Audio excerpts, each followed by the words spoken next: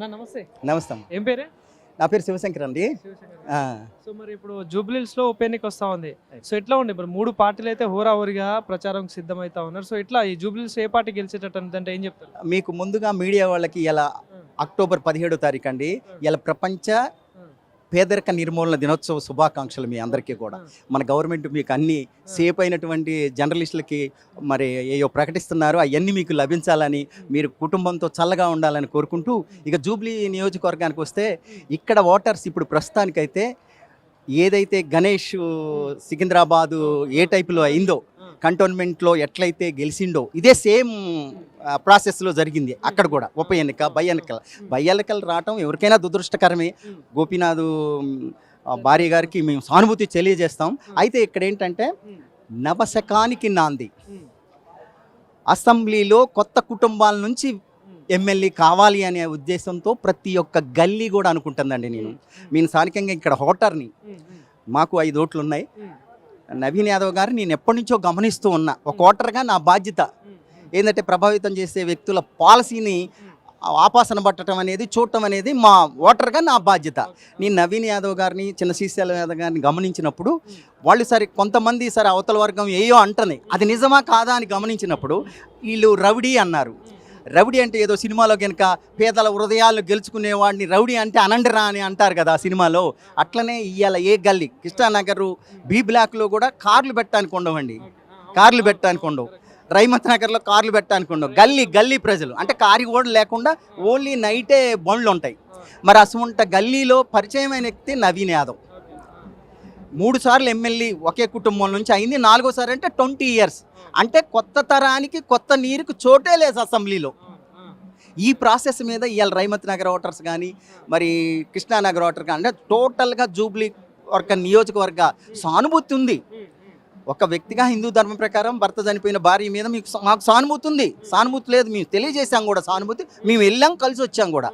అయితే ఈ ప్రాసెస్లో కొత్త తరం 20, ఇప్పుడు 4 టర్లు అంటే 4, 5, 20 కదండి. 15 సంవత్సరాలు అయిపోయింది వాళ్ళ కుటుంబమే. మళ్ళీ ఇంకొక 5 అంటే 20 సంవత్సరాలు. అంటే కాంగ్రెస్ పార్టీ ఇచ్చే పథకాలు కావచ్చు, కానీ ఇంతకుముందు ఇచ్చిన గవర్నమెంట్ ఇచ్చిన పథకాలు కావచ్చు, అమలు విషయంలో ఎట్లా అనిపిస్తుంది? అమలు విషయంలో ఇప్పుడు 1.5 సంవత్సరం అయింది, వాళ్ళు కుదుటపడ్డారు. కాంగ్రెస్ అంటే కొంచెం అది ఇది ఉంటుంది. ముఖ్యమంత్రి కాబట్టి ఒక 20 రోజులు 30 రోజులు పట్టింది, మీకు తెలుసు. ఇప్పుడు మెయిన్ సాధికారత విషయంలో బస్సు ఛార్జీ ఉచితం, అది మహిళలు ఎంత ఇవ్వాల, ఎంత హ్యాపీనెస్ ఉన్నారో మీకు తెలియదు. ఎంత ఏంటండి రోజుకు 40 రూపాయలు ఆదాయం. 1000, 1200, 1300, ఇవాళ 1600 ఏమనంటండి ఆర్టీసీ ఛార్జీ. ఏది బస్ పాస్. ఇలా బస్ పాస్ తీసుకోక్కర్లేదు కదా. ఎంతమంది హౌస్ కీపింగ్ చేస్తున్నారు, ఎంతమంది చీపర్గా చేస్తున్నారు, చాలామంది కదా. మరి వాళ్ళకి ఉపయోగం కదా. ఫస్ట్ అటాక్ ఈజ్ పథకం, మెయిన్ పథకం అది. మెయిన్ పథకం ఒకటి అమలైంది. తర్వాత ఇందిరమ్మ ఇల్లు. ఇప్పుడు పొంగులేటి శ్రీనివాసరావు గారు ఆయన మాస్ లీడర్ అన్నమాట. మాది ఖమ్మం జిల్లా నుంచి వచ్చామండి.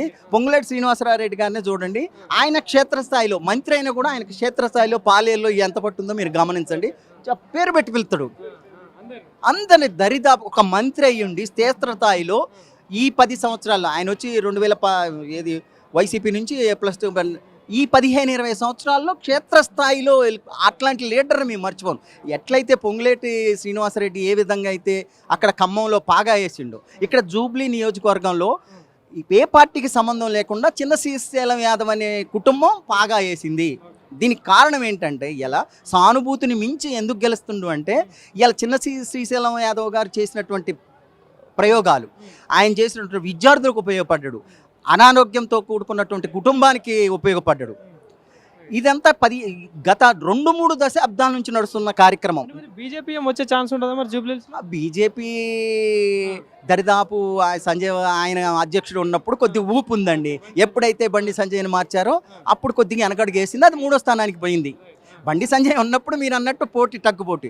మరి ఏమి అధిష్టానం ఏమి అంచనా వేసిందో బండి సంజయ్ మార్చినాక అంత ఊపు అయితే ఈ జూబ్లీ హిల్స్ నియోజకవర్గం అయితే బీజేపీని అసలు.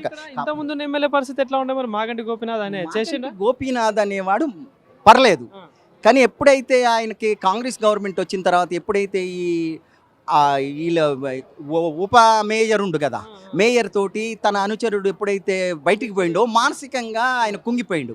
ఇలా గుండెపోటు రావడానికి కూడా కారణం ఎప్పుడైతే అనుచరులు ఉన్నారో ఆయన అనుచరులంతా కొంతమంది ఈయనకి మరి సాధ్యంత పరంగా లేకపోతే సిద్ధాంత పరంగా ఏమి వచ్చినాయో మనకైతే తెలియదు, కానీ ఎప్పుడైతే డిప్యూటీ మేయర్ మారిండో అప్పటి నుంచి ఆయన మానసికంగానే కుంగిపోయిందండి.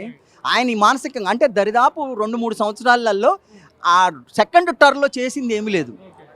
ఫస్ట్ టర్మ్లో చేసిండే తప్ప సెకండ్ టర్మ్లో ఎప్పుడైతే కాంగ్రెస్ గవర్నమెంట్ వచ్చిందో అప్పటి నుంచి ఆయన అసలు కనీసం ఏ పార్టీ ఎమ్మెల్యే అయినా పోయి క్వశ్చన్ చేసి అయ్యా ముఖ్యమంత్రి గారు మా నియోజకవర్గాన్ని చేయాలి అని క్వశ్చన్ చేస్తారు. నువ్వు ఏ పార్టీ అయినా ఎమ్మెల్యే అనేవాడు మామూలు ఎన్నికలప్పుడే పార్టీ తప్ప ఎన్నికల తర్వాత అందరూ సమానమే. విపక్షం పోటీ ఎట్లా ఉండొచ్చు ఈ ముగ్గురు మధ్యలో మరి జూబ్లీ హిల్స్ లో? ఎప్పుడైతే ఈ 1 year నుంచి బ్యాక్ అయిండో అప్పటి నుంచి ప్రజల్లో ఒక చేంజెస్ వచ్చిండు. తర్వాత ఎప్పుడైతే కాంగ్రెస్ అధిష్టానం స్థానికతను గుర్తించి యువకుడు 82-85లో మేము జన్మించిండు, 32-35 సంవత్సరాలు అంటే యువకుడు వాళ్ళ నాన్నగారు చేసినటువంటి పునాదులు కొన్ని ఉన్నాయి. ఇంగు వాసన అంటారు చూడండి, ఆ పునాదులు ఈయన 2014 ఇదే గోపీనాథ్ మీద దరిదాపుగా అయ్యమ్మ అనేది మామూలు మద్దతే, వ్యక్తిగతంగా ఈయనకి 4000 ఓట్ల తేడా తనకు ఇతనికి. తర్వాత 2000 మళ్ళీ నెక్స్ట్ టర్మ్లో 18,000-19,000 చిల్లర వచ్చినాయి. అంటే దరిదాపుగా జాతీయ పార్టీలను ప్రభావం చూసి అంత స్థాయిలో ఉండు.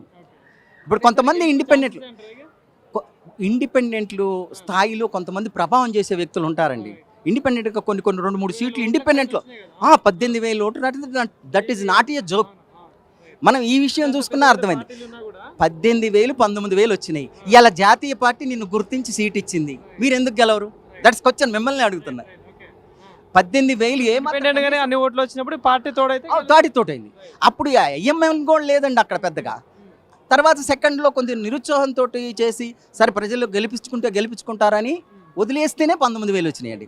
ఈరోజు కాంగ్రెస్ అధికార పక్షం ప్లస్ స్థానిక బలం వాళ్ళ చిన్న శ్రీశైలం యాదవ్ ఏదైతే చేసిండో అదంతా ఇంగు వాసన అంతా ఈయనకి డైవర్ట్ అయింది. ప్రతి యువకుడు ఇవాళ నామినేషన్ నేను నవీన్ యాదవ్ గారికి అదే చెప్పా, అన్న ఇలా ప్రపంచ పేదరిక నిర్మూలన దినోత్సవే, సరే స్థితులు ఎట్టన్నా ఉండొచ్చు, మీ స్థితులు ఎట్లయినా ఉండొచ్చు, ఇవాళ ప్రపంచ నిర్మూలన పేదవాళ్ళ హృదయంలో నువ్వు ఉంటావు కాబట్టి ఇవాళ నీకు అన్న నీకు ఖచ్చితంగా మెజార్టీ వస్తే నవ్విండు. ఇవాళ పేదరిక నిర్మూలన దినోత్సవం శుభాకాంక్షలు కూడా మీకు చెప్పింది అదే. పేదల గుండెల్లో పలకరిచ్చేవాడే పరిచయం ఉన్నోడే నీకు ఇమ్మీడియట్లుగా ఇప్పుడు ఫోన్ చేస్తే పలానా గోపి, అరే మీ కుటుంబంలో ఏం జరిగింది, అపోలోకి వస్తాను పాండి, అపోలో దగ్గరే ఉంది నేను చూస్తా, డాక్టర్ గారు ఫోన్ చేసి చెప్తా అనగలిగే స్థాయి నవీన్ యాదవ్కు ఉంది. ఇప్పుడు కోటకి వ్యతిరేకంగా తీర్పిచ్చిందండి ఈ తెలంగాణ. గడులకు వ్యతిరేకంగానే కదా ఇక ప్రగతి భవనం చూశారు ఇదివరకు, ఇక గళ్ళని తీపిచ్చారు. ఎప్పుడైతే గళ్ళకు వ్యతిరేకంగా తీర్పిచ్చారో అదే గళ్ళ పరిస్థితి 3 సార్లు ఎమ్మెల్యే అయితే అదే పరిస్థితి కదండి. గళ్ళు ఉంటాయి, అన్నీ ఉంటాయి, చాలా ఉంటాయి. ఈ నవీన్ యాదవ్ అయితే అది లేదు. ఫస్ట్ ఆ ఎమ్మెల్యే పేరు పెట్టి పిలుస్తాడు. ఇప్పుడు నేనున్నాను, శివశంకర్ ఏం బాగున్నావా, పేదల హృదయాల్లో ఉండు, ప్రతి కాడ కూడా ఇల్లు ఇచ్చే పరిస్థితి ఉంది. నేను విశ్లేషణ చెప్పేది అదే. నేను ఒక వ్యక్తిగా కాదు, నవశకానికి ఈ జూబ్లీ ఉప ఎన్నికలు అనేది నవశకానికి కొత్త తరం ఎమ్మెల్యేని పంపించడానికి సిద్ధంగా ఉందనేది నేను నిర్మోహమాటంగా చెప్పదలుచుకున్నా. Thank you sir, thank you.